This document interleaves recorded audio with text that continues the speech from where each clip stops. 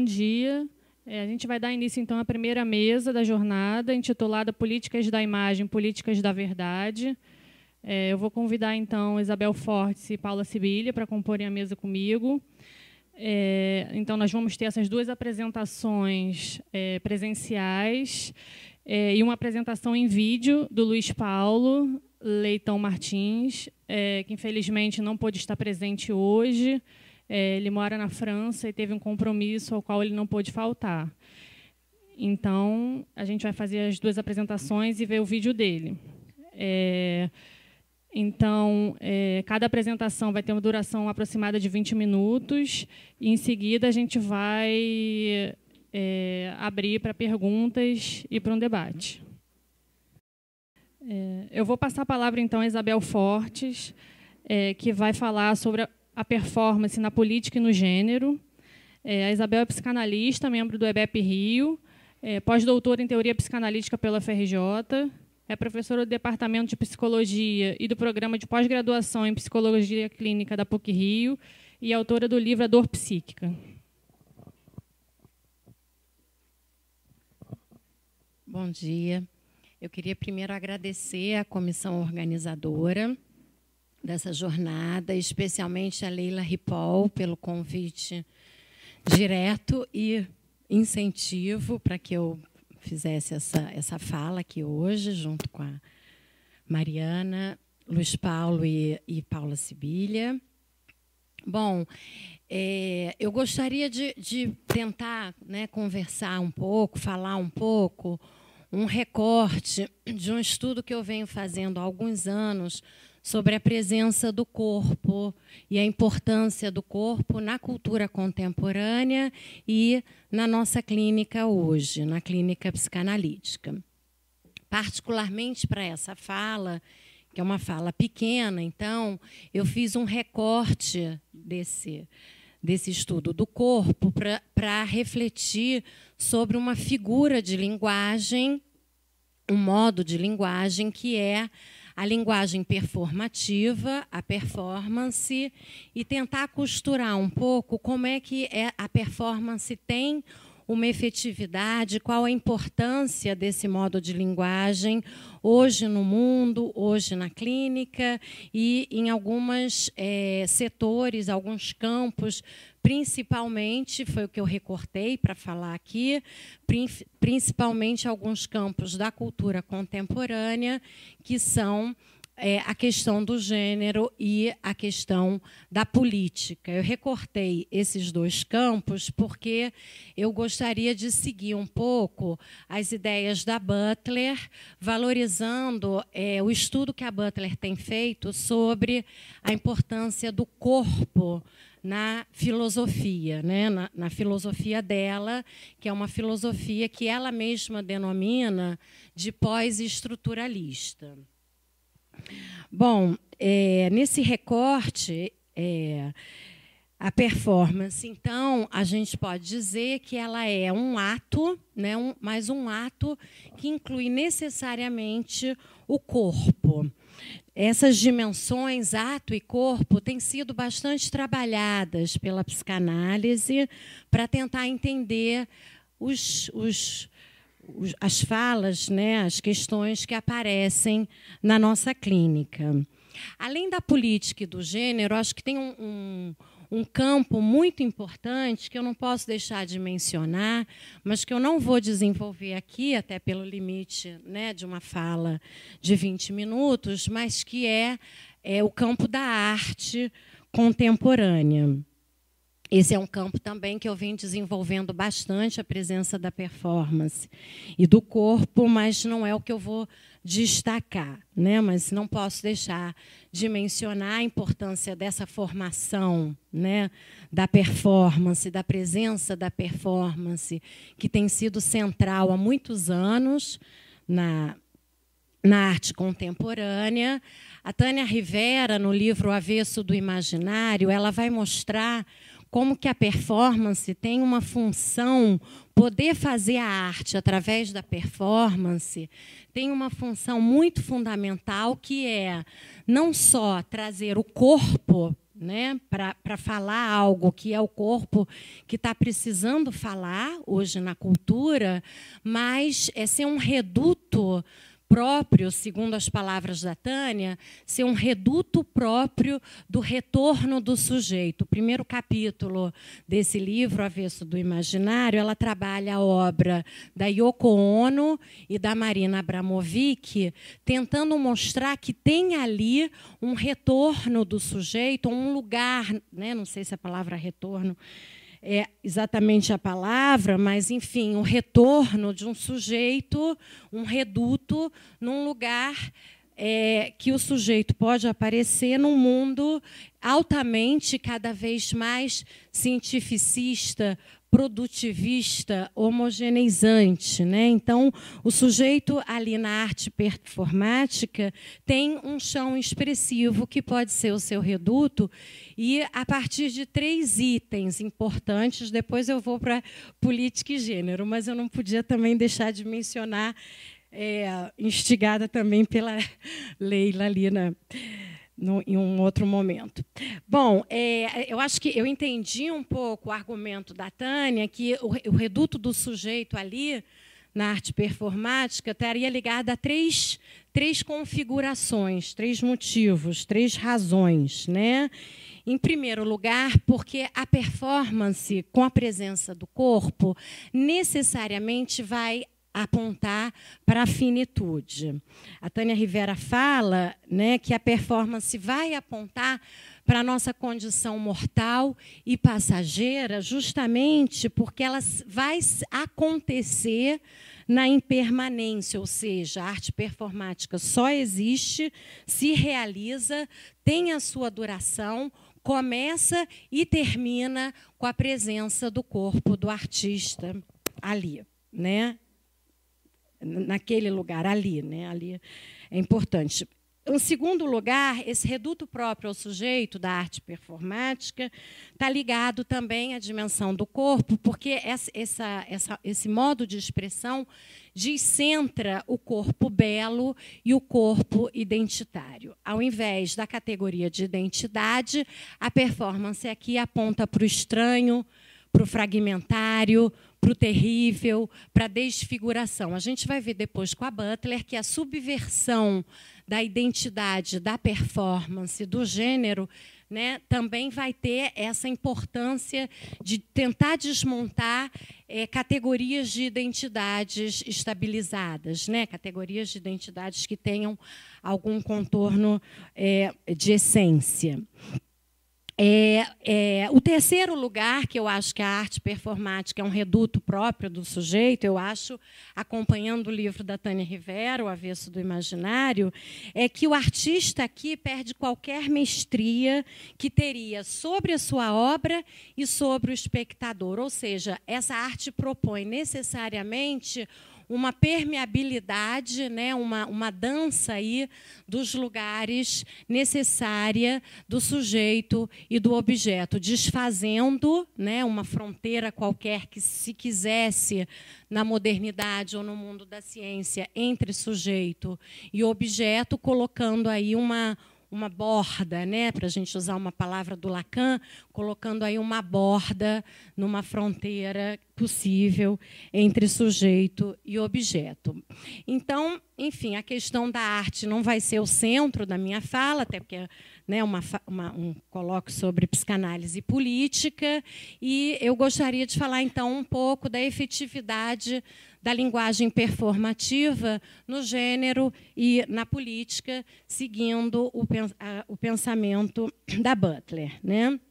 Então, como eu falei, a Butler, via leitura do Austin e do Derrida, ela mesma se denomina num campo aí que a gente pode encontrar hoje na filosofia e que está sendo chamado, pode ser chamado, eu acho, não sei, alguns discordam, né, mas eu acho que pode ser chamado de pós-estruturalista. Os atos corporais aqui, na obra pós-estruturalista da Butler, então, vai conversar diretamente com a linguagem performativa da linguística.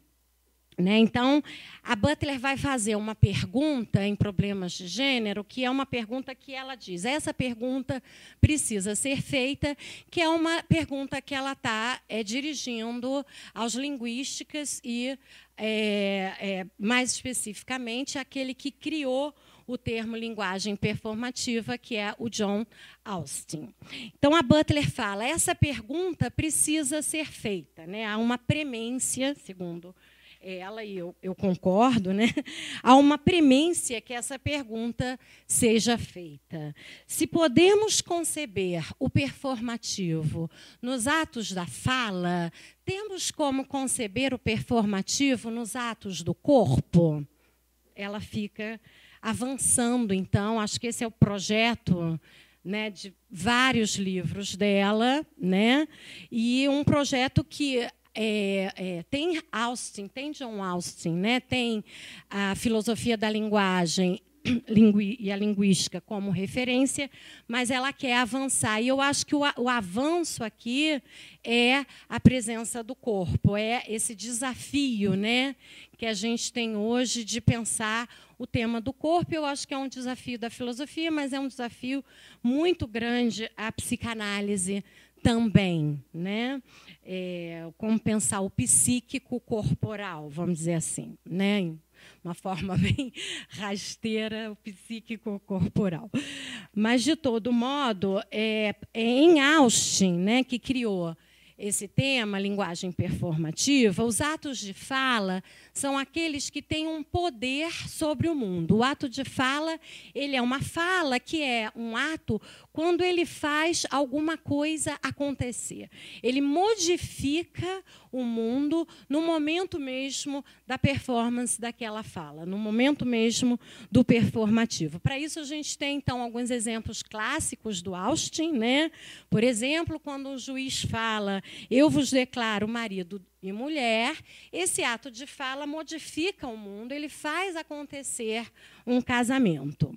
Quando um juiz apita o jogo, hoje em dia até tem a tela lá para o juiz recorrer, que é um absurdo, né, botarem uma tela, porque o juiz, né, tem que ter o ato de fala dele, ele perde quando ele vai lá olhar o replay. Mas, de todo modo, na época do Austin, o juiz tinha um poder de ato de fala quando ele apita o jogo, ou quando ele levanta um cartão vermelho. Né? Se isso está certo, se isso está errado, se isso é um ato que conduz, né, aquele acontecimento do jogo. Né? Na leitura da Butler, então, eu fiz assim para minha própria guia, né, para eu própria conseguir me ajudar aí num certo mapeamento na obra da Butler. Tem esse livro que é bem importante, início dos anos 90, 1990, Problemas de Gênero, né?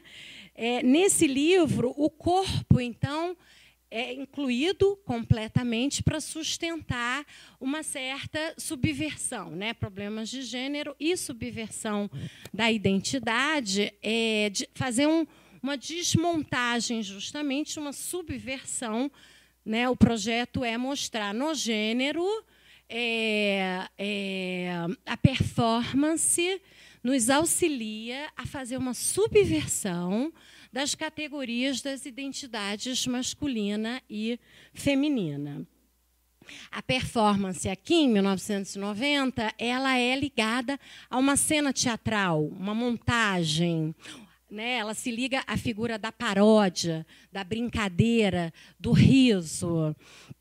Mas ela tem essa função, desmontar, desfazer, primeiro, uma relação natural, né, entre sexo e gênero, né, e qualquer projeto de essência na construção de gênero e também qualquer projeto de uma construção direta de gênero ao modo de uma psicologia social, por exemplo, né, o efeito e causa entre o social e o ambiente e a montagem do gênero. Isso eu achei interessante, que ela não desmonta só o sexo natural, mas também o sexo socialmente, vamos dizer, construído numa maneira de causa e efeito, né? A Butler aqui segue bastante o Foucault, eu acho que essa é a grande herança dela, né? Nessa ideia do corpo como um ser de superfície, um corpo sem substância. Após, quer dizer, nos anos 2000, a gente não vê tanto a questão da performance, da linguagem performativa. Entra em cena a ideia da vulnerabilidade, da precariedade, da condição precária. Os livros Vida Precária e Quadros de Guerra, Quando a Vida é Passível de Luto, livros de 2006 e 2009, né? Eles estão apontando, então, essas questões da vulnerabilidade. As vidas precárias vão ser, em quadros de guerra, aquelas que não são merecedoras do luto. Tudo isso tem uma ideia que já está, a meu ver, sendo apontando, vamos dizer assim, para o livro de 2015, Corpos em Aliança, por uma noção performativa da política das ruas e das assembleias, porque aqui, em Quadros de Guerra, aparece muito a ideia da comunidade, do compartilhamento, do luto como uma experiência necessariamente compartilhada frente à precariedade e a condição precária. Não tem a ver aqui diferenciar esses dois termos, né? Mas a precariedade implica necessariamente a vida social, né?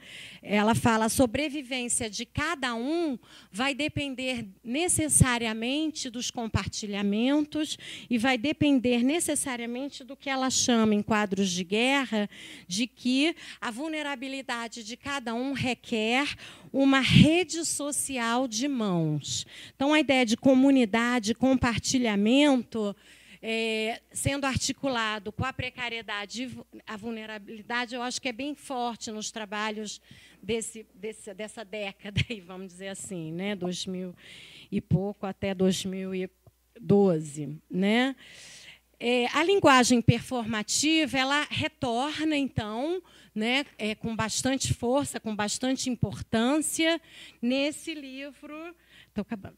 Nesse livro, Corpos em Aliança e a Política das Ruas, Notas para uma Teoria Performativa das Assembleias, que foi publicado, então, em 2015.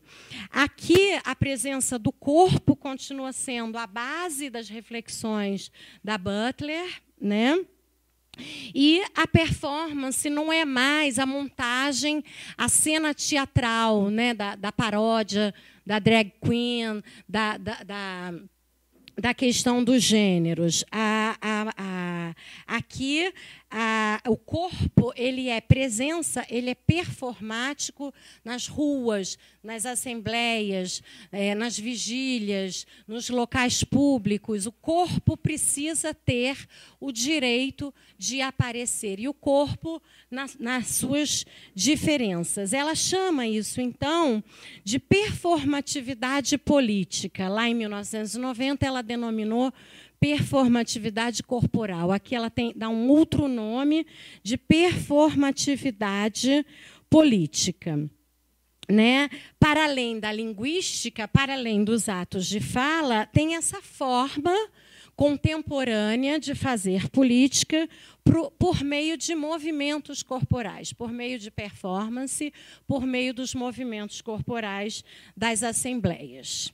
As comunidades, então, formam, na performatividade política, um corpo coletivo, que é o corpo da performatividade plural. É uma outra forma que ela também denomina esse modo de performance.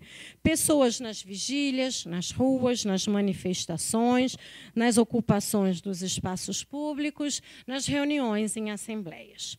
O ato corporal aqui é também performativo, um outro modo de performance, não é teatral, mas requer necessariamente a presença do corpo e a sua duração, novamente, é enquanto os corpos estiverem lá, né? Você não tem uma relação de aliança que seria identitária, um partido político, né? É uma relação de aliança performática, ou seja, coletiva na duração da performance, na duração daquele evento.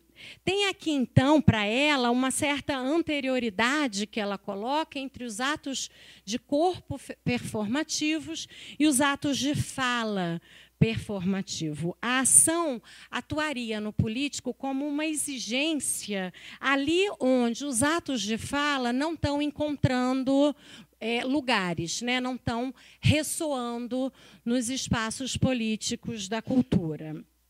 Nesse sentido, para exercer a política, precisa desenhar um espaço corporal aonde os atos de fala e as reivindicações possam depois ter o direito de existir, o direito de aparecer. Ela diz, eu vou citar a Butler, a performatividade pode se dar por meio de ações que usam, então, o corpo como um lugar, ao mesmo tempo, primeiro, de subversão e depois de reivindicação, produzindo um modo de ato, e eu grifei aqui ato, que visa garantir as condições da existência face situações de precariedade e condições precárias. Agir aqui, né, ter a linguagem performática aqui, é uma via de busca de um suporte, sem que se tenha esse suporte tido condições de se construir. O corpo é elemento fundamental, produz essa performatividade plural através das alianças, das comunidades, de reuniões de pessoas que promovem, então, uma performatividade plural, que será uma performatividade política. Há aqui a criação de um corpo diferente de um corpo identitário, totalmente diferente, porque é a construção de um nós, né? Não há esse nós antes que, por exemplo, esquadrinha uma pauta para que haja uma reunião. A reunião é e deve ser performática, é um corpo vivo, né? Um corpo político que precisa ser um corpo vivo. Não é uma entidade, não é um conjunto de relações identitárias, é um corpo vivo que, a partir da linguagem performática, permite o direito de aparecer, né? De alguns e de muitos. Nesse sentido, né, eu acho, enfim, tem sido rico para mim, espero que possa ter conseguido compartilhar, que tem sido importante pensar, né, tanto a presença do corpo na arte, na política e no gênero e na psicanálise, que eu não trouxe aqui, mas esse é um outro desafio que eu tenho enfrentado. Mas acho que essa ideia da Butler das alianças como performance pode ser bastante fecunda para a gente. Eu queria terminar, então, com um exemplo da Butler, que eu acho que ilustra muito o que seria uma performatividade política. Ela lembra que, no verão de 2013, o governo turco proibiu as assembleias de se reunirem na Praça Taksim, desculpe. A fim de burlar a proibição, um homem, sozinho, se postou de pé na praça, o que não caracterizava, portanto, uma reunião ou uma assembleia. Aos poucos, outras pessoas foram repetindo o seu gesto, sozinhos, cada um em pé e próximo a ele. Tecnicamente, eles estavam obedecendo à lei que proibia os grupos de se reunir em assembleias, mas, mesmo assim, acabaram realizando uma manifestação política articulada com seus corpos e sem palavras. Obrigada.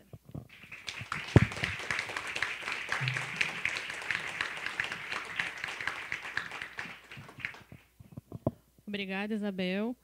Então, agora a gente vai assistir a apresentação do Luiz Paulo Leitão Martins. Ele é psicanalista, membro do EBEP Rio, doutor em teoria psicanalítica e em psicopatologia pela UFRJ e pela Paris 7. É psicólogo da Educação Nacional na França e encarregado de cursos de psicanálise na Universidade de Paris 7. Bom dia a todos. Eu queria dizer que para mim é um grande prazer poder participar mais uma vez dessa jornada de psicanálise do EBEP, do Rio de Janeiro. Para mim sempre é um momento muito agradável de encontro, de discussão, de troca, participar dessas jornadas. Infelizmente, dessa vez não vou estar presente pessoalmente, mas a comissão de organização me propôs justamente a ideia de gravar esse vídeo para que mesmo assim minha comunicação pudesse ser difundida e que pudesse, nesse sentido, talvez contribuir um pouco com a discussão que seria feita no decorrer da jornada, né? Então, para começar a minha comunicação, eu queria pelo menos fazer referência a duas citações importantes que vão me servir num certo sentido de introdução, de base em relação a qual eu vou trabalhar o tema em seguida, né? Em primeiro lugar, tem uma citação que eu faço de um texto de Lacan, que se chama A Coisa Freudiana, ou O Sentido do Retorno a Freud em Psicanálise. Trata de uma conferência que o Lacan deu em Viena em 1955, né, que o Lacan diz o seguinte: o sentido do que Freud disse pode ser comunicado individualmente a qualquer um, pois mesmo que endereçado a todos, cada um está aí implicado. Apenas uma palavra é suficiente para fazê-lo sentir. A descoberta de Freud coloca em questão a dimensão da verdade e não há ninguém que não seja pessoalmente afetado pela verdade. Então, a primeira citação que eu acho que é importante para a minha comunicação. Uma segunda citação do primeiro volume da História da Sexualidade de Foucault, então de 76, e que diz o seguinte: temos a impressão de que a verdade, na região mais secreta de nós mesmos, não pede outra coisa senão se revelar. E que se não chega a isso, é porque está contida a força, porque a violência de um poder pesa sobre ela, e que dizer a verdade deve coincidir, portanto, com uma espécie de libertação. Eis aí um dos temas mais tradicionais da história da filosofia e que, entre aspas, uma história das políticas de verdade deveria se interessar, mostrando que nem sempre a verdade é livre por natureza e que sua produção é, na realidade, inteiramente atravessada por relações de poder. Então, no primeiro momento da minha comunicação, eu queria trabalhar um pouco essa concepção, essa noção que o Foucault enuncia no primeiro volume de sua História da Sexualidade, a respeito das políticas de verdade. Eu queria tentar trabalhar um pouco essa articulação entre dizer a verdade, relações de poder e formas de governamentalidade, para pensar como que o Foucault define a ideia de políticas da verdade. Em segundo lugar, na minha comunicação, eu queria trabalhar a categoria da verdade, a experiência da verdade no campo da experiência psicanalítica, como Lacan ele pensa a partir de dois momentos distintos a relação da verdade com a experiência da psicanálise. E num terceiro momento da minha comunicação, eu queria abordar a questão das fake news, né, a forma como a gente caracteriza a época contemporânea como se fosse uma época das pós-verdades, né, e pensar em que medida, num certo sentido, a categoria da verdade pode ter uma importância para pensar ainda a produção das subjetividades na atualidade, né? Nesse último momento da minha comunicação, eu vou evocar uma reflexão que Foucault desenvolve sobre o dizer a verdade na antiguidade, para poder relançar esse debate ou pensar algumas alternativas para a gente pensar hoje a questão do dizer a verdade, nessas interrogações que a gente faz, né, no decorrer dessa jornada em torno da democracia e da psicanálise, quer dizer, se elas estariam em xeque ou sob o risco, né? Então, seriam esses três momentos que eu vou tentar percorrer nessa comunicação. Em primeiro lugar, em relação à política da verdade, né, o que vem a ser, portanto, essa ideia de política da verdade, ou como que a gente pode pensar a ideia de que toda verdade é carregada de uma determinada maneira de fazer política, né? Uma reflexão que o Foucault vai desenvolver, sobretudo, nesse período que a gente poderia definir como uma genealogia do poder, a partir da década de 70, na obra do Foucault, né? Desde o início da década de 70, quando Foucault começa o seu curso no Collège de France, em 70, 71, com o curso A Vontade de Saber, a gente já percebe uma reflexão em torno dessa articulação entre verdade e relação de poder, né? Quando o Foucault propõe analisar, por exemplo, a ideia do que ele chama de vontade de verdade, que não seria não tanto a vontade que faz a distinção ou que prefere o verdadeiro em relação ao falso, mas a vontade mais radical que para ele impõe, que estabelece o jogo justamente dessa oposição entre verdadeiro e falso, se trata para Foucault, na verdade, não tanto de uma lógica, uma separação lógica, de distinção linguística entre verdadeiro ou falso, ou de uma lógica interna à verdade, mas sim daquilo que ele vai chamar de um ato de exclusão. Né? Ele vai mesmo chegar a se perguntar quais seriam as lutas reais, quais seriam as relações de dominação mobilizadas nessa vontade de verdade, nesse ato de exclusão desempenhado por essa vontade de verdade, que estabelece, portanto, essa distinção entre o verdadeiro e falso. E distribui os discursos a partir dessa distinção entre verdadeiro e falso. Né? Então, a gente poderia já ver, nesse primeiro curso de Foucault, um delineamento dessa articulação entre a vontade de verdade e relações de poder, formas de dominação. Um segundo momento desse primeiro percurso do Foucault, né, antes de chegar à história da sexualidade, a gente vai encontrar também quando ele vai refletir sobre a questão do pensamento jurídico, né, com os cursos sobre a teorias de instituições penais e a sociedade punitiva, são os 2 cursos dos anos seguintes, no Collège de France. E no caso de teoria e instituições penais, tem uma distinção que é importante que o Foucault realiza, que é uma distinção entre os atos, que ele vai chamar de atos de justiça, né, sob a forma do litígio, do enfrentamento entre indivíduos, entre grupos, como é que esses atos de justiça se dão, em primeiro lugar, em torno desse enfrentamento, e a formação daquilo que ele vai chamar de discurso jurídico, discurso do direito, né, que é uma formação a posteriori, uma formação tardia, que vai ter pelo menos 2 funções para Foucault, uma função de recodificação dos rituais de disputa e de enfrentamento dos atos de justiça, quer dizer, dos litígios, e uma segunda função, que é a legitimação justamente das vitórias obtidas nessas disputas. Então, quer dizer, a gente vai ver como é que para o Foucault a relação entre dizer a verdade no campo da justiça, na formação do discurso do direito, do discurso jurídico, se encontra num segundo momento posterior, justamente, a esse momento inicial de litígio, de guerra, de disputa, onde efetivamente o que vai acontecer, o que vai operar, vão ser os atos de justiça. Né? Esses são algumas linhas gerais que a gente pode encontrar justamente dessa articulação entre o discurso verdadeiro e justamente as formas de dominação, as formas de guerra, de batalha entre indivíduos e entre grupos na relação com o discurso verdadeiro antes de 76, antes da publicação da história da sexualidade. A gente vai reencontrar um pouco essa temática, essa relação do discurso da verdade com as formas de poder, quando Foucault, após a publicação da história da sexualidade, vai trabalhar a temática da governamentalidade. Né? Um curso que é exemplar dessa articulação é o curso justamente sobre o governo dos vivos. É um curso onde o Foucault vai articular aquilo que ele vai chamar a forma de governamentalidade pelo exercício do poder com a manifestação da verdade sob a forma da subjetividade.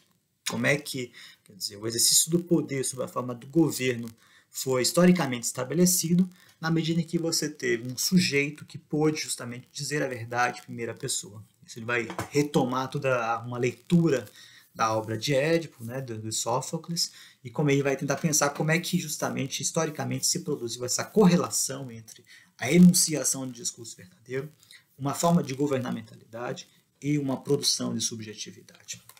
Seriam algumas linhas gerais que a gente pode identificar no pensamento do Foucault para poder, na formulação daquilo que ele vai chamar de políticas da verdade, de forma que a gente teria uma articulação, se a gente quiser, bastante estreita e precisa em Foucault, entre o problema da verdade, de forma que pensar o problema da verdade implica em considerar uma forma de fazer política, e o problema da política seria correspondente também a pensar uma forma de produção do sujeito.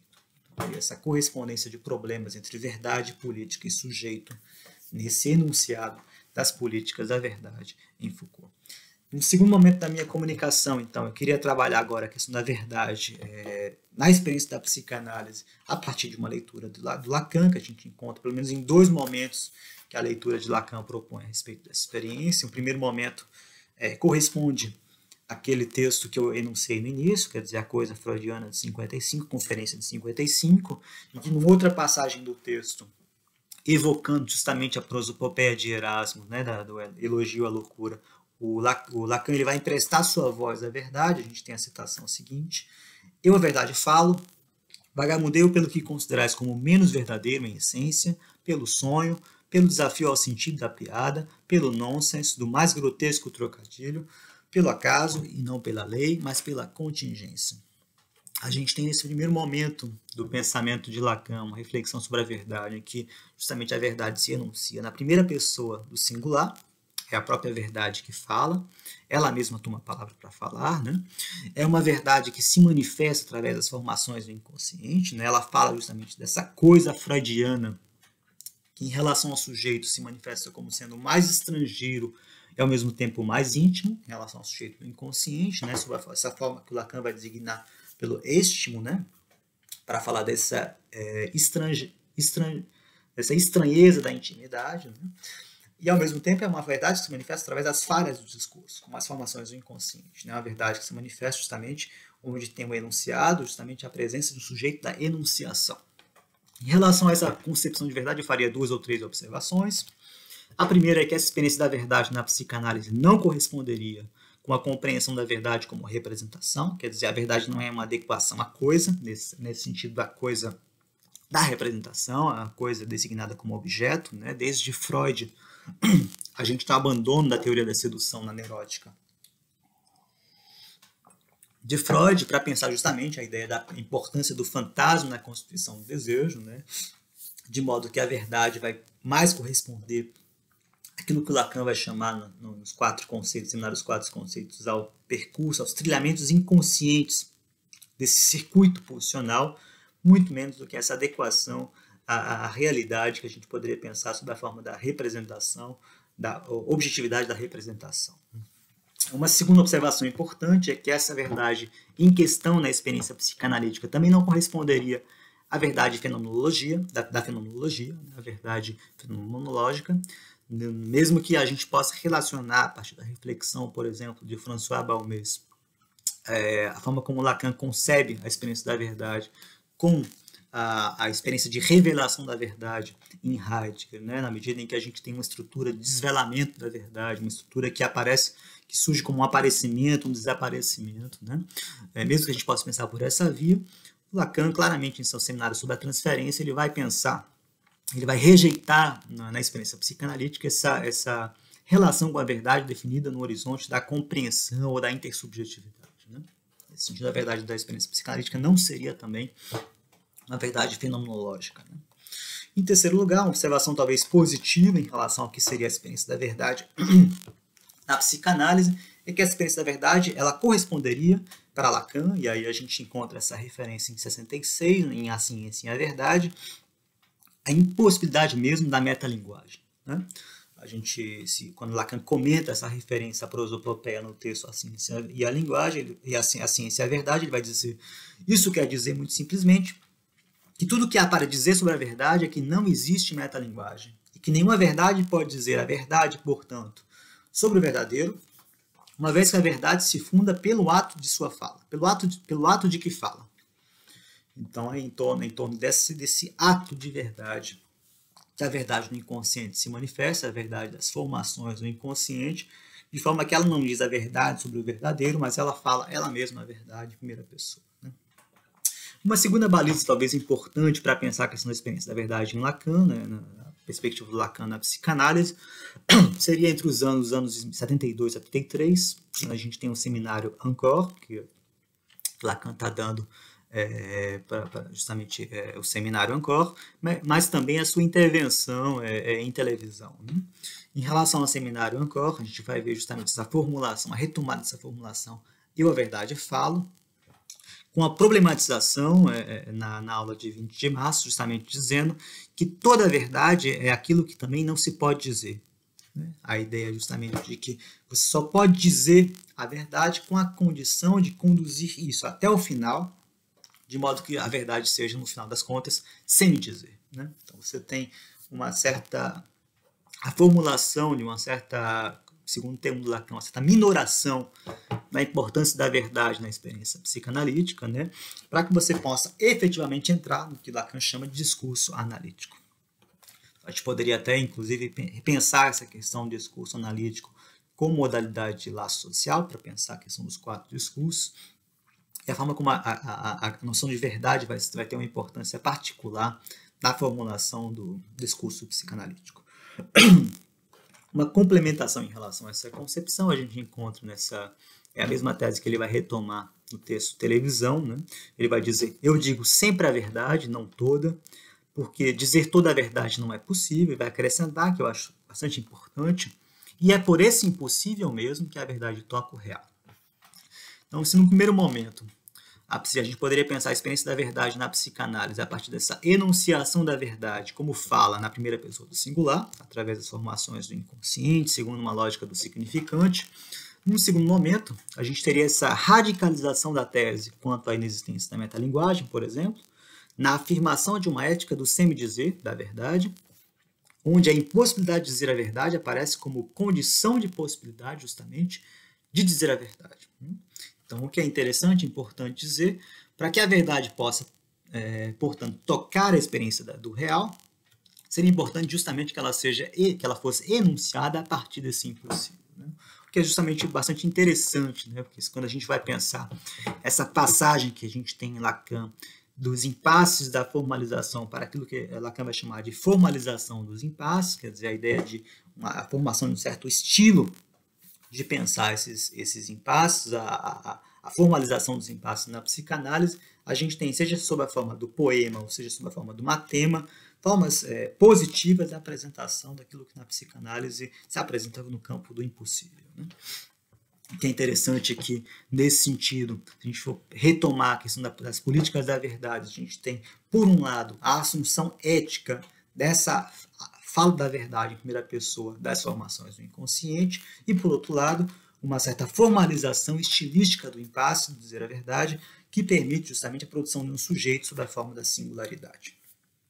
Para concluir no terceiro momento da minha comunicação, então eu vou falar rapidamente um pouco sobre as políticas da verdade na atualidade. Quer dizer, o que é importante dizer é que a experiência da verdade no horizonte das fake news, da era da pós-verdade, na atualidade, é preciso dizer que, em primeiro lugar, essa verdade claramente não se dá no plano do conhecimento, né? Não se trata propriamente, quando a gente pensa o problema do sujeito com a verdade como um problema no campo do conhecimento, não se trata de efetivamente conhecer a verdade, não se trata efetivamente de um problema da verdade como representação, de uma adequação à coisa.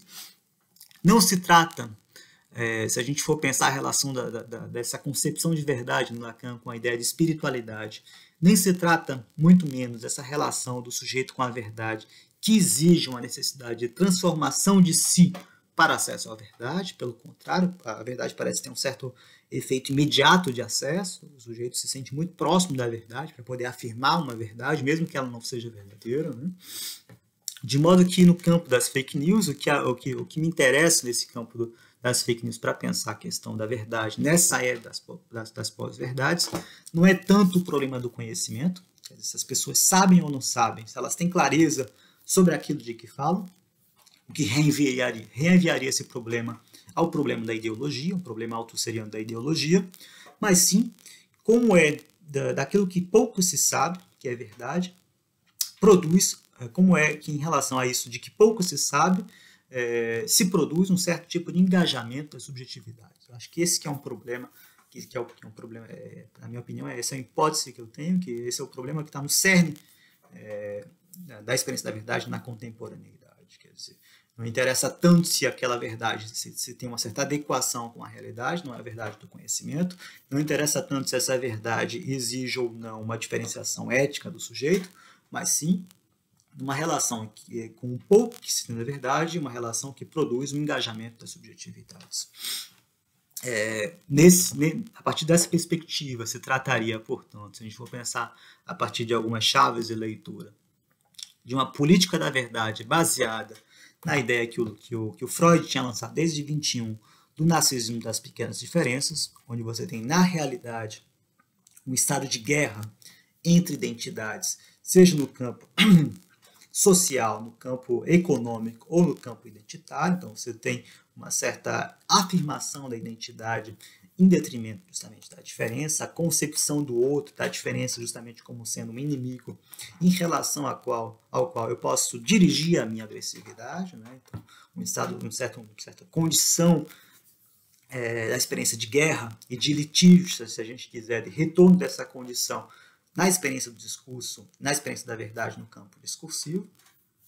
Nesse sentido, a gente poderia pensar uma ressubmissão do enunciado da verdade a essa experiência de guerra e de litígio, de confronto inicial, segundo essa leitura de Freud, mas também, se a gente quiser pegar o prefácio que o Foucault vai elaborar, a edição inglesa do Antiédipo de Deleuze e Guattari, né, quando ele vai pensar a ideia do fascismo, a gente poderia, ao mesmo tempo, se questionar se não trataria justamente com o Foucault dessa presença, não uma presença histórica do fascismo, como, por exemplo, aquelas representadas pelas figuras de Hitler e Mussolini, mas essa pergunta de Foucault sobre o fascismo que está presente, numa certa medida, em todos nós e que assoma nossos espíritos, nossas condutas cotidianas, o fascismo que nos faz amar o poder e desejar exatamente aquilo que nos domina.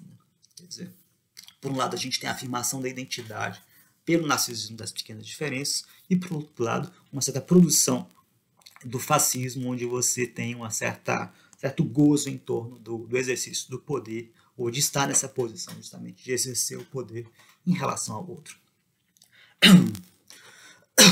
Nesse tipo de situação, a gente tem uma exata oposição em relação ao pensamento psicanalítico, que se exigiria seja uma dimensão, um compromisso ético do sujeito com uma verdade que ultrapassa o seu discurso coerente da consciência, uma verdade do inconsciente, e, ao mesmo tempo, o compromisso ético do sujeito com aquilo que, como impossível, surge como condição de possibilidade para justamente criação de um certo estilo, né? À medida em que a diferença do impossível se coloca no cerne mesmo dessa possibilidade de enunciação de um discurso verdadeiro.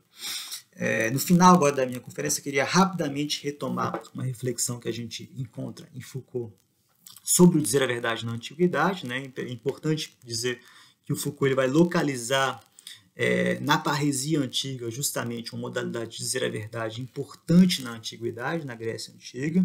Ele vai, uma série de reflexões históricas, localizar um certo limite do dizer a verdade na democracia grega no contexto da Ágora, na medida em que a parresia supunha um certo combate agonístico entre os cidadãos e a prevalência justamente do discurso verdadeiro, e no momento em que haveria uma crise da parresia, o que a gente encontra seria não a prevalência do discurso verdadeiro, mas o discurso que agradaria mais ao povo. Então você tem uma espécie poderia chamar um certo tipo de populismo da verdade na antiguidade, que teria originado esse momento de crise da parresia política, já que não teria, isso é importante para o Foucault, aquilo que ele vai chamar de diferenciação ética daquele que diz a verdade.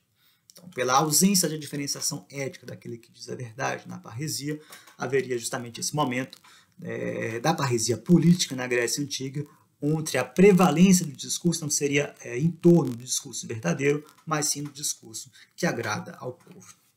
Um segundo aspecto importante dessa reflexão de Foucault em torno da parresia está no problema justamente da ideia de vida verdadeira que ele vai encontrar nos cínicos. Na verdade, a forma como o dizer a verdade surge não tanto como um discurso, mas como uma manifestação na própria vida dos filósofos cínicos, né, na medida em que eles encarnam com a própria pele, com o próprio corpo, a expressão a manifestação da verdade que eles enunciam, né, pela forma da radicalidade dos princípios. Nesse sentido, eles manifestam uma vida escandalosa.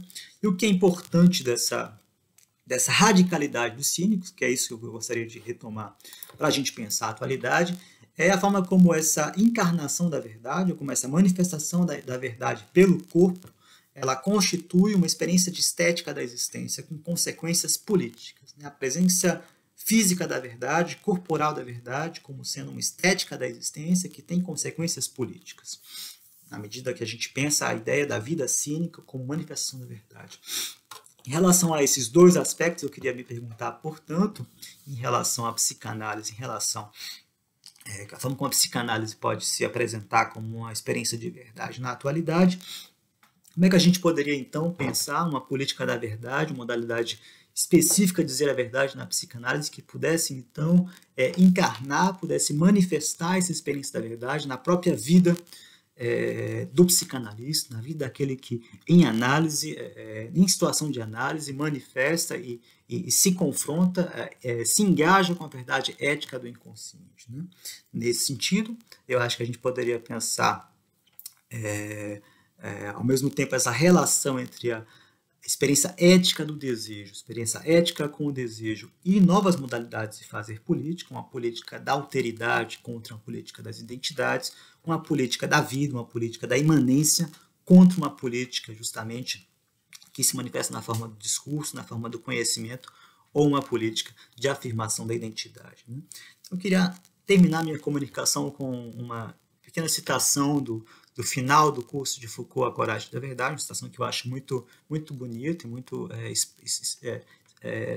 muito expressiva dessa concepção de verdade, das consequências políticas dessa verdade, que pode nos ajudar a pensar na psicanálise. Eu vou terminar com a seguinte frase. Aquilo que eu gostaria de insistir para terminar é o seguinte: no final do curso A Coragem da Verdade, Foucault não chegou a pronunciar essas palavras, mas são palavras muito importantes, muito significativas. Não existe instauração da verdade sem uma posição essencial de alteridade. A verdade nunca está no mesmo. Só pode haver verdade na forma de um outro mundo e de uma vida outra. Obrigado e um grande abraço para vocês. Eu vou passar a palavra, então, para Paula Sibília, que vai falar, o título do trabalho é A Vida como Performance, da Hipocrisia ao Cinismo.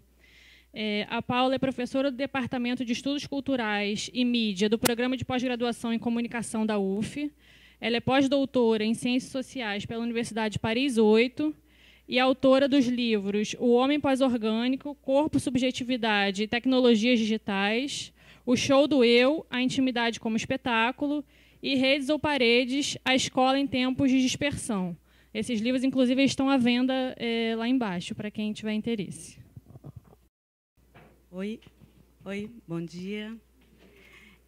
Também queria agradecer o convite ao IBEP, especialmente a Mariana, e a vocês a presença, a escuta e o debate que teremos a seguir.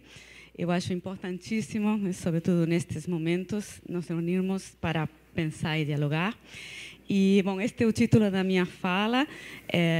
O foco da minha análise e da minha pesquisa em geral é no cruzamento entre comunicação e antropologia, novas tecnologias, e se concentra neste fenômeno, ilustrado por essas imagens, que é nossa crescente, muito veloz, compatibilização, né, essa expressão que eu uso, já muito eficaz, já assentada, nossa compatibilização com os dispositivos digitais de comunicação e informação, especialmente os que ainda chamamos telefones celulares inteligentes, mas que são computadores, né, computadores de uso individual, portáteis, móveis, equipados com telas, câmeras e acesso a redes em todo momento, em qualquer lugar, que usamos cada vez mais, né, o tempo todo para fazer cada vez mais coisas e passamos, em certa medida, a depender deles para viver em diferentes planos e sentidos.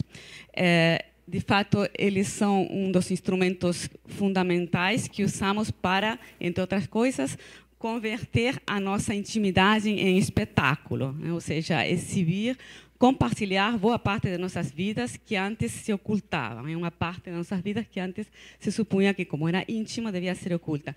Esse é o tema de um dos meus livros, A Intimidade como Espetáculo, e também vou recorrer a outros dos meus livros, que é esse Redes ou Paredes, para fazer uma muito veloz apresentação aqui. Vou correr mesmo, porque eu quero chegar àquela parte da verdade, né? Mas antes tenho que apresentar algumas bases, né, do que eu venho pensando. Então, aqui vemos o esquema clássico da dinâmica moderna, né? Da separação entre âmbito público e esfera privada. A intimidade, evidentemente, estava localizada nesse âmbito de existência, a esfera privada. Mas agora as redes, né, com as quais nos compatibilizamos nos permitem atravessar todas as paredes, inclusive aquelas muito sólidas, né, outrora sólidas, que costumavam separar a esfera privada do âmbito público, né? Uma barreira e uma dinâmica que constituía a base dos modos de vida modernos, né? Esses dois espaços eram não apenas diferentes, mas inclusive considerados mutuamente excludentes, um se definia pelo que o outro não era, mas também eram complementares, né? Era necessário saber se dominar as duas dinâmicas, as duas formas de lidar com um espaço e com o outro, muito diferentes.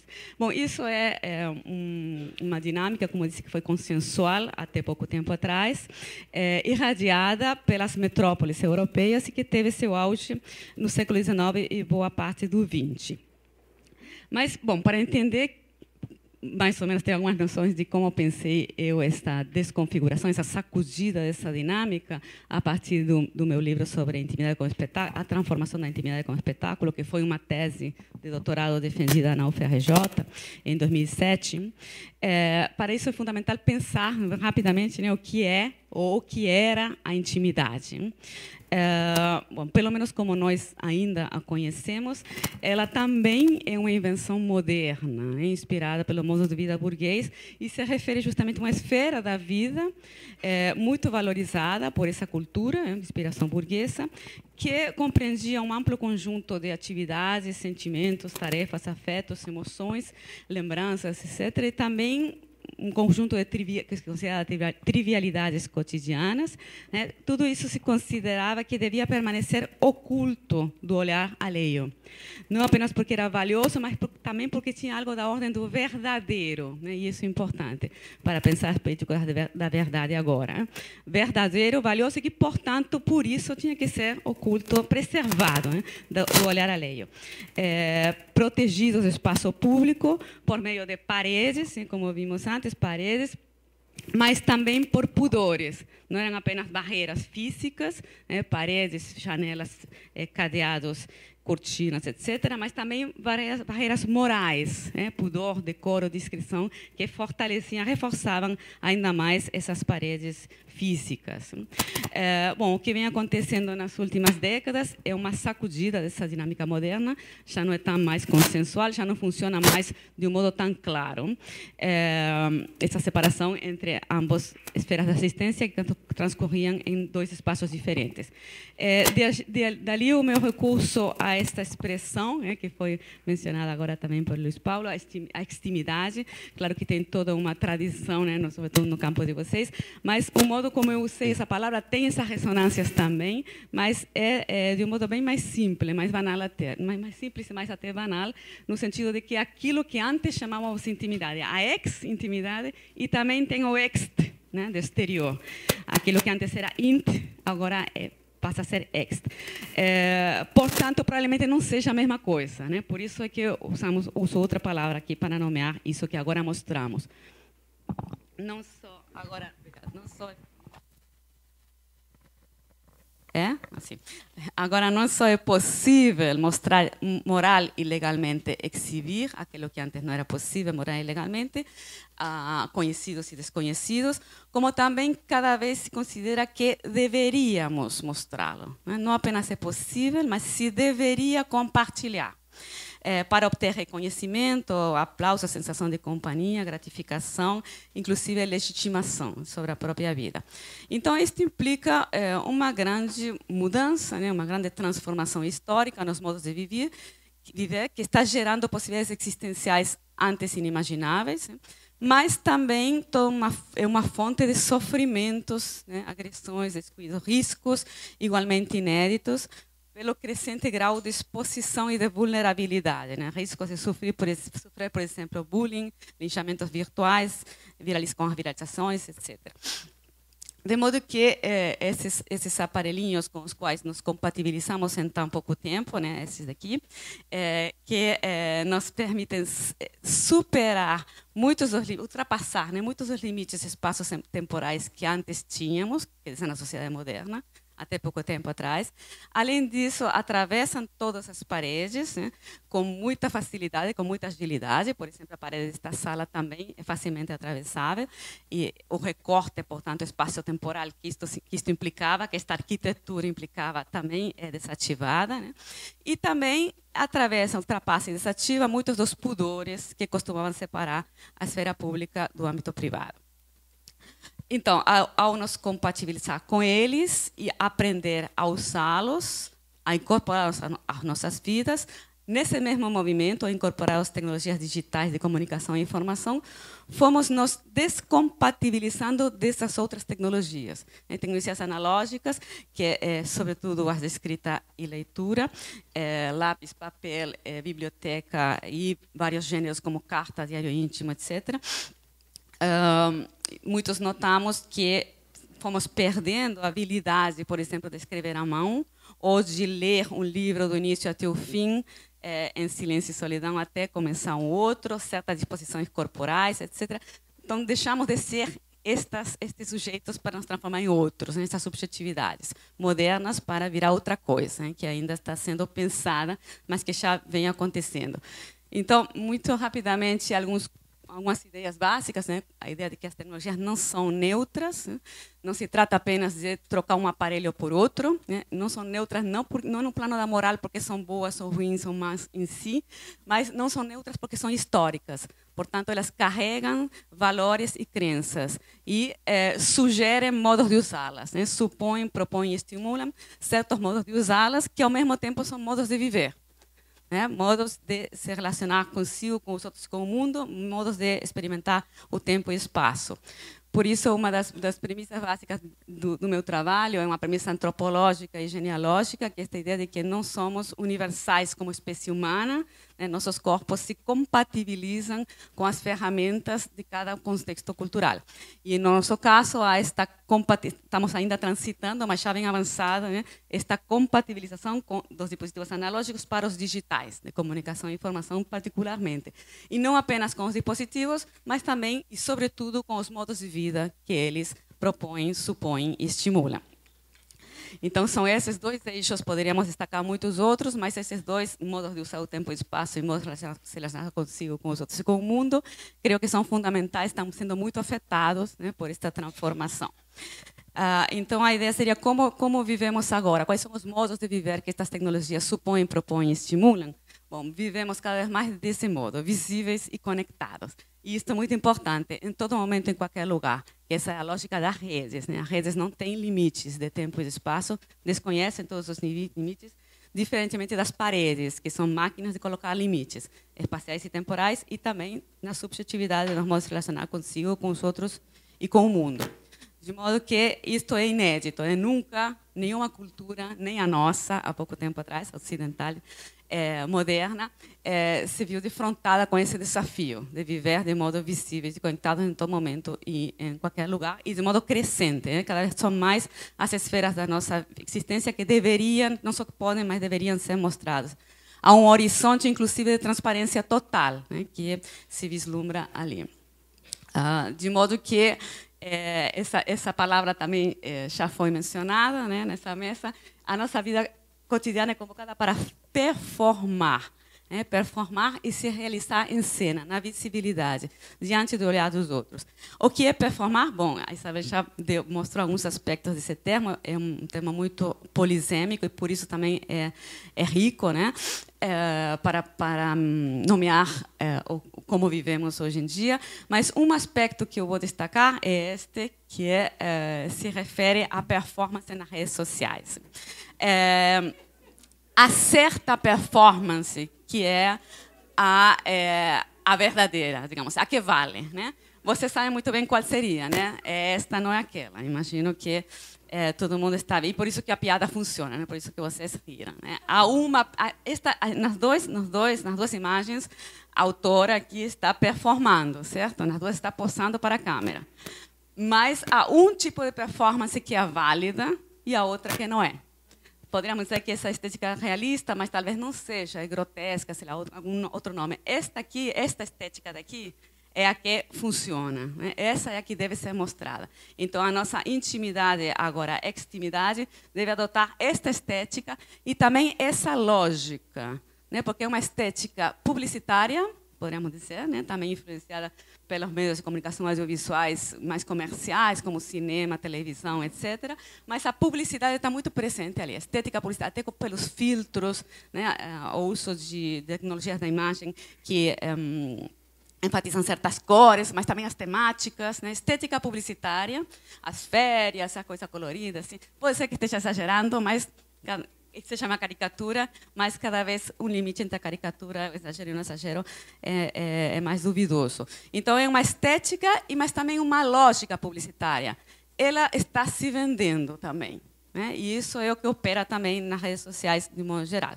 E, sobretudo, no Instagram, que é o que está aqui, né? Sendo homenageado.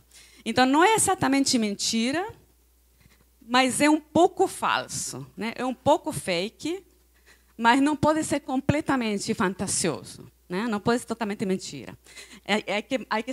Tem que saber dominar essa estética e essa lógica, que é exatamente, acho que tem muitas coincidências, né? Essa é a minha hipótese fundamental, no que eu vou falar com vocês, com o gênero publicitário.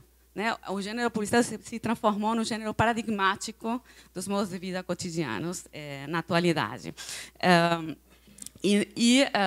Portanto, o que está acontecendo, já alguns autores usam, e está se usando, né, essa expressão, é uma gradativa e muito veloz instagramização do mundo. Essa rede social, Instagram, não existia há, sei lá, 5 anos, talvez 10, com certeza. No entanto, se naturalizou e não foi por acaso, né, o seu modo de funcionamento. A ideia é que a vida cotidiana e o eu, como um espetáculo performático, porém realista, isso é muito importante, né? Uma performance com essa estética, com essa lógica, não pode fugir muito. Todo mundo sabe que um pouco foge do real, está um pouco exagerado, photoshopado, mas não pode demais, né? Tem que manter um vínculo com aquilo que os outros sabem que eu sou, né? Mas de acordo com essa lógica, essa estética publicitária. Vou mostrar aqui outros 2 exemplos para que fique mais claro para vocês qual é o que pode e qual é o que não pode. E para ver que também não é exatamente que uma é verdade e outra é mentira, certo? Ou uma é verdade e outra... Não é exatamente essa oposição entre verdade e mentira, mas é uma nova verdade, é uma nova lógica da verdade. As duas são verdades, as duas são mentiras, né? Mas, sobretudo, essa daqui é uma verdade mais válida, né? Que deve ser mostrada aos outros. Aqui outro exemplo. E não é apenas o eu, a vida cotidiana, mas tudo deve se tornar instagramável, né? A visita ao museu, por exemplo, que é uma das instituições modernas em crise, né? Pelas paredes desativadas pelas redes, mas é possível visitar um museu de acordo com esta nova lógica, né? Para se instagramear e mostrar. Então, já sabemos, a mídia nos mostra quais são os mais instagrameáveis, né? Para não perder tempo indo a um que não seja. Sorvetes também são instagramáveis.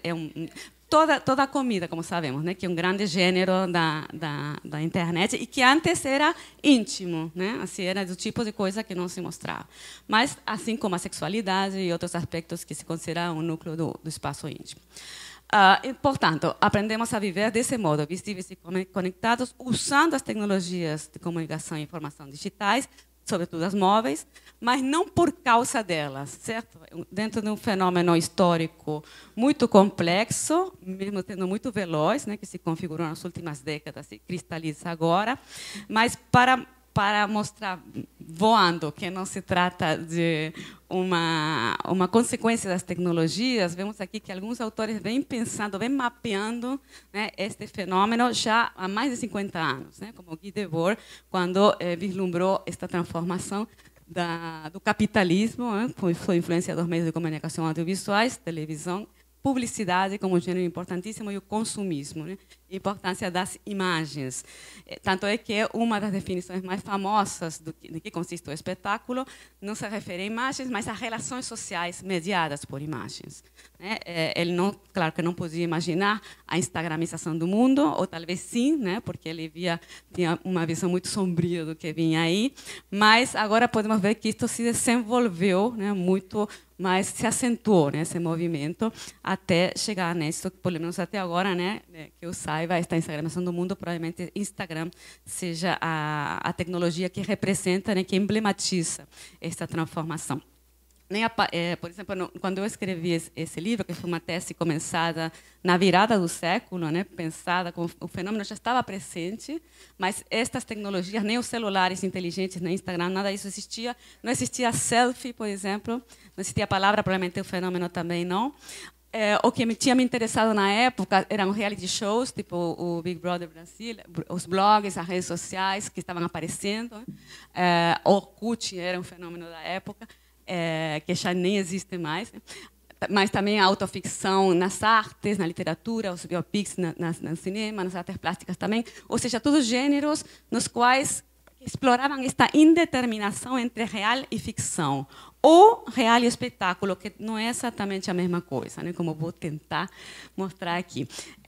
Certas dicotomias modernas fundamentais são essa diferença entre realidade e ficção, verdade e mentira, vida, arte, esfera privada e âmbito público, todas elas sendo desarticuladas também nas últimas décadas. Como o Isabel mencionou também, a verdade do juiz de futebol, que já não tem também, não é tão verdade assim baseada na palavra dele, mas há uma espécie de zona aí de indeterminação. Bom, devo ter que em 2 minutos, então vou entrar agora nesta questão mais específica da passagem da hipocrisia para o cinismo. Essa é uma frase do autor da série Mad Men, né, que é sobre o universo da publicidade, quando se configurou nos anos 60 como indústria.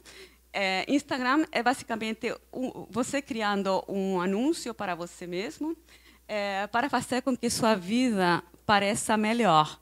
E todo mundo assume que ninguém mais tem problemas. Né? Isso é justamente em que consiste a publicidade, né? Exatamente a publicidade. Então, o que eu queria ter um esqueminha, como todos os esquemas, redutor, né? Mas assim como a publicidade provavelmente seja um gênero paradigmático da contemporaneidade, ligado ao espetáculo, talvez poderíamos pensar, por contraste, que o romance foi o gênero paradigmático da era moderna, ligado à ficção, justamente. 5 minutos são uma eternidade, então...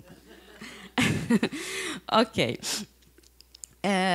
Mas, então, o que vemos é que, ao performar nas redes sociais, esta transformação esta instauração do gênero publicitário, generalização da publicidade como lógica e como estética, não aparece apenas nas redes sociais, mas em outros fenômenos contemporâneos, como, por exemplo, fake news, a pós-verdade, os presidentes que falam por Twitter e que se elegem por falar só por Twitter. Então, pareceria que está se instaurando um novo regime de credibilidade, critérios de verossimilhança também estão sendo sacudidos ou redefinidos. Aquele critério que triunfou consensualmente na era moderna, que é o da objetividade científica, por exemplo. Não é que seja o único, como vimos também na palestra anterior, mas é histórico e estaria sendo sacudido e sendo transformado. Então, haveria agora outros modos de diferenciar entre verdade e mentira, real e ficção. E creio que o delicado equilíbrio entre verdadeiro e falso, que é próprio do gênero publicitário, que mente, a publicidade mente, como todos sabemos, mas não deveria mentir demais. Se mente demais, ela é ilegal, né? Então, acho que esse delicado equilíbrio entre verdade e ficção, verdadeiro e falso na publicidade, pode nos ajudar a pensar o que está acontecendo agora. E então vou usar esses últimos 4 ou 3 minutos para mostrar alguns exemplos, ilustrações. Esse é o caso de uma youtuber vegana, né, que foi alguém tirou uma foto dela em Bali, sei lá, comendo peixe, né? Então era mentira, né? Era mentira mesmo, não só um pouquinho mentira, como todo mundo já sabia, né? Era muito mentira. E todo eu dela desava também, né? Até porque é um negócio publicitário, né, que sustenta essa subjetividade instagramável, né? Instagrameada. Outro caso brasileiro, muito parecido, né? Uma blogueira fitness que foi flagrada assumindo uma lipo, que tinha feito lipo, quando ela dizia que jamais que ela fazia só ginástica e dieta. Aí ela teve que admitir, porque ela falou ao vivo, sem saber que estava sendo filmada. Mas negou, né, que a intervenção... Fez, mas não adiantou nada, ela disse. Na verdade, ela é assim pelas outras atividades que ela faz. Então, é daí que eu tive essa ideia de uma passagem da hipocrisia para o cinismo, né? Uma mudança, um certo deslocamento no clima moral da nossa época, né? No estilo moral da nossa época. E aí, então, eu acrescentaria ao esquema isso daqui, né? Da hipocrisia para o cinismo. E aqui tem alguns casos que talvez possam ajudar a entender um pouco melhor o que eu quero dizer. Essa é uma notícia fresquinha de ontem, né, na Conferência das Nações Unidas que está havendo. Esse é o presidente novinho, né, novo presidente de El Salvador, que a campanha dele foi toda pelas redes sociais, ressonância, qualquer ressonância, né, e é mera coincidência. Então, ele parou o discurso dele assim que começou para tirar uma selfie. E ele disse que a selfie dele ia ser mais vista do que o discurso dele seria ouvido, né? Ok, e daí, né, diríamos nós. Mas ele disse que isso era muito importante para todos os outros presidentes que estavam aí. Ele tem 38 anos de idade e é publicitário. Ele é um ex-publicitário. Ele já se definiu, por exemplo, como o presidente mais cool do mundo, né? Presidente de El Salvador, que não tem outros problemas neste momento. Bom, vou pular os nossos casos, porque a gente já sabe, infelizmente, né? Aí outro exemplo aqui, os fabricantes de armas, como não podem fazer publicidade legalmente, estão driblando esses impedimentos legais, né, e das normas, e usam influencers para vender suas armas, fingindo que não estão fazendo publicidade. Portanto, o tipo de publicidade é mais cínica ainda, né, que finge que não está fazendo. Vou pular também essa aqui da saúde mental, né, que são sites de saúde mental que são usados para vender coisas, né, a seus usuários, usando os algoritmos e tal. Aqui essa é uma matéria que saiu agora também recentemente no país, da área de vocês, que vocês podem consultar. Mas vou concluir, então, com uma pequena reflexão sobre hipocrisia e cinismo. Quais são as diferenças, né? Essas são definições de dicionário, né? A primeira intuição que tive foi buscar o que significa coloquialmente, né, cada um desses termos, sem profundizar, por enquanto, na sua densidade filosófica, que evidentemente também a tem, né? Mas o hipócrita seria aquele que finge ter qualidades ou sentimentos contrários aos que realmente tem, né? A clássica hipocrisia burguesa, né? Moral muito rígida no espaço público, portanto, a necessidade de colocar uma máscara e fingir algo que não sou, para me dar bem no espaço público. Mas eu sei que é mentira. Isso é básico. A diferença é clara entre verdade e mentira. Eu sei que estou mentindo. No caso do cínico, ele mente de forma impudica ou tem que falta de vergonha, não só na mentira, mas também em outros atos igualmente desonrosos. Portanto, é parecido, mas é mais complicado, aparentemente. A publicidade não somente, mas ela quer vender algo, né? O objetivo é esse. É convencer alguém de comprar alguma coisa. O que importa é o efeito que causa no outro e tentar convencer o outro de fazer alguma coisa. Mais definições contrastando. O hipócrita que é descoberto se sente culpado porque sabe que mentiu e isso está errado. Então, se vergonha, arrepende-se e admite sua culpa. Já o cínico, com a menina que fez a lipo, ou como presidente, né, seguirá insistindo em sua mentira, sem pudor e sem vergonha, inclusive após ter sido descoberto. O hipócrita é aquele que se rende quando sua falácia é revelada. Cínico é alguém que continua mentindo, embora saiba que não tem razão. Então, a hipocrisia é uma traição aos próprios valores, o cinismo é a ausência de valores. Romance e ficção, hipocrisia, burguesa e cinismo, a lógica publicitária e o espetáculo.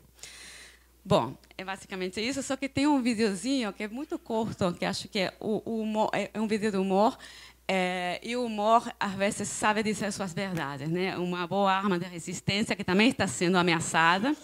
Mas então vamos ver o vídeo. Eu mais posso fazer. Pô, ditadura nunca existiu no Brasil, cara. Nunca perguntou pros seus avós? Se não fossem os militares, hoje o Brasil seria uma Cuba, cara. Não, cara, pelo amor de Deus, isso aí é mentira. Mentira. Você já se viu envolvido numa situação em que queria falar sobre algo que não tinha muita certeza se era verdade, mas queria que fosse verdade mesmo assim? Qualquer coisa pode ser verdade na Unipós-Verdade. Ei, pra onde você tá indo agora? Pra aula de Terraplanismo 2. Aprenda sem usar livros. Atenção, turma, alunos aqui, por favor, abram seus smartphones no WhatsApp e acessem o grupo A História na Era Pós-Verídica e analisem o meme que acabei de enviar a vocês em apenas 140 caracteres. Alguma pergunta? Professor, ao invés de escrever, eu posso usar sticker? Mas é claro, eu adoro stickers. Na aula de hoje, iremos aprender como Karl Marx inventou o nazismo. Tá certo? E agora você também pode fazer a sua pós em pós-verdade na Unipós-Verdade. Por que eu tenho que acreditar no que os professores que estudaram a vida inteira dizem? Nos cientistas, na ONU, nos livros. Cara, a gente tá vivendo agora. E o que importa é o que a gente acredita agora. Por exemplo, agora eu não acredito no aquecimento global. Você acha que a Terra tá mais quente? Eu tô com frio. É empírico. E aqui na Unipós, a gente é incentivado a pensar assim, fora da caixinha, por nós mesmos. Eu tô em Paris, agora em Roma, na floresta amazônica. Hoje em dia a verdade tá na palma das minhas mãos. Como já diria o nosso pensador Olavo de Carvalho no seu vlog, as inscrições da Unipós já estão abertas. Pague a sua inscrição e receba agora mesmo a prova no WhatsApp.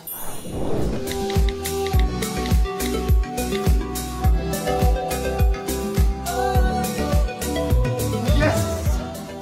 Valeu, Unipós! Quem aqui que acredita que o homem foi até a lua, pessoal? Por favor. Por favor, né? Acredite no que quiser. Chegou a Unipós, a Universidade da Pós-Verdade. Aqui, a verdade é só sua. Os primeiros 5 matriculados da Unipós concorrem a ingressos para o cruzeiro até a borda do mundo. Unipós Verdade, uma empresa do grupo Cambridge Analytica.